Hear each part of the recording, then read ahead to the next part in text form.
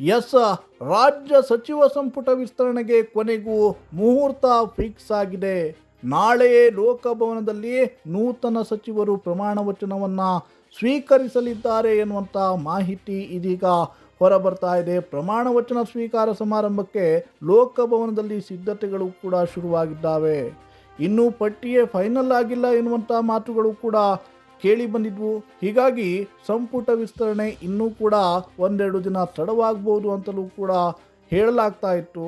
ಆದರೆ ಇದೀಗ ಸಚಿವರ ಪ್ರಮಾಣ ವಚನ ಕಾರ್ಯಕ್ರಮಕ್ಕೆ ಬರದ ಸಿದ್ಧತೆಗಳು ಶುರುವಾಗಿದ್ದಾವೆ. ಇನ್ನೊಂದೆಡೆ ಆದೇಶದ ಪ್ರತಿಯೊಂದು ವೈರಲ್ ಆಗ್ತಾ ಇದೆ. ಈ ಆದೇಶದ ಪ್ರತಿಯನ್ನು ನೋಡಿ ನಾಳೆಯೇ ಪ್ರಮಾಣ ವಚನ ಫಿಕ್ಸ್ ಎನ್ನಲಾಗ್ತಾ ಇದೆ.